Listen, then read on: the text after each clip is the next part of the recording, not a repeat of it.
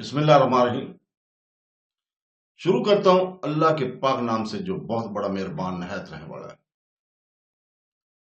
بہنوں، بھائیوں، دوستوں اور بزرگوں، السلام علیکم ورحمۃ اللہ وبرکاتہ۔ ہم آپ کو قرآن پاک سے شفا اور واقعات پر مبنی اسلامی معلوماتی ویڈیوز کی 38ویں قسط میں خوش آمدید کہتے ہیں، اور اس ویڈیو میں ہم بیان کریں گے اللہ کی راہ میں جہاد کرنا فرض ہے۔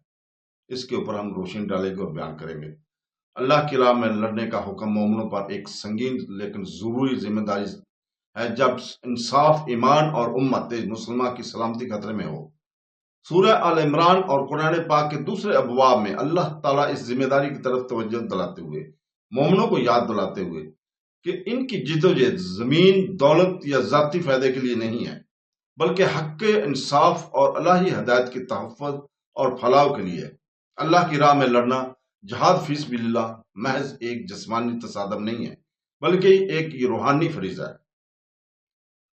اور جس کے لیے ہمت، اخلاص اور اس جیسی جسمانی تصادم جس کے لیے ہمت، اخلاص اور اللہ پر کامل بھروسے کی ضرورت ہوتی ہے، خاص طور پر جب خطرہ، خوف یا دنیاوی آزمائش کا سامنا ہو۔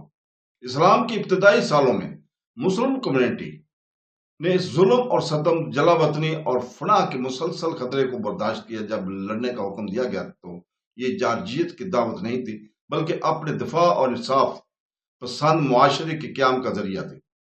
مومنوں سے کہا گیا کہ اللہ کی خاطر اٹھیں، کمزوروں اور مظلوموں کی حفاظت کریں، اور اس بات کو یقینی بنائیں کہ اسلام کا پیغام دوسروں تک بلا خوف و خطر پہنچ سکے۔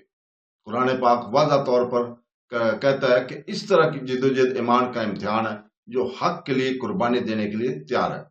ان لوگوں میں سے جو دنیا کے آسائشوں سے وابستہ ہیں، اس حکم کے اہم عناصر میں سے ایک خوف کو مسترد کرتا ہے، خاص طور پر موت یا نقصان کا خوف۔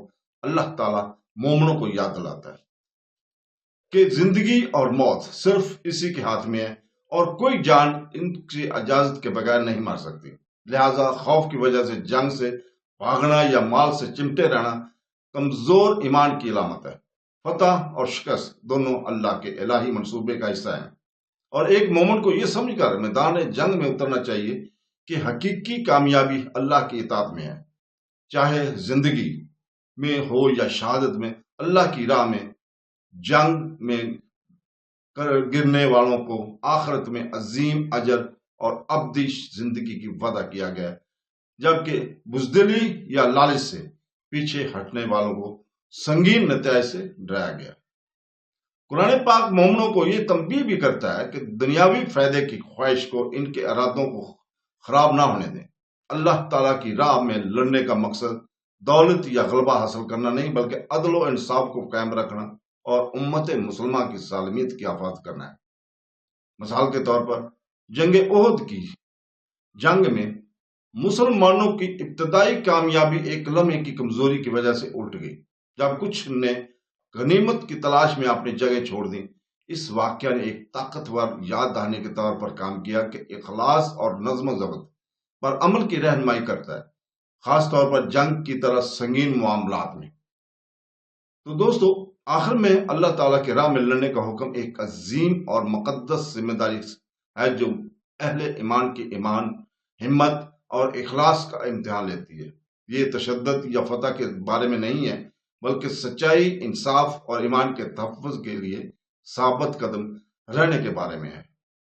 اس حکم کا ذریعے اللہ تعالیٰ ایک ایسی جماعت کو تشکیل دیتا ہے جو فرما برداری، دوسروں کے لیے قربانیوں کی قدر کر کی نگاہ سے دیکھتی ہے، اور دنیاوی آزمائشوں میں بے خوف رہتی ہے، اس کی حکمت اور اجر پر مکمل بھروسہ رکھتی ہے۔ تو دوستو، اس کے ساتھ ہی ہم آج اجازت چاہتے ہیں۔ کل انشاءاللہ تعالی آپ کے سامنے نئی قسط میں حاضر ہوں گے، اور اب اللہ تعالیٰ سے دعا کرتے ہیں کہ اللہ تعالیٰ ہمیں قرآن پاک اور سنت نبوی پر اٹل عمل کرنے کی توفیق عطا فرمائے۔ آمین سو آمین۔ اللہ حافظ۔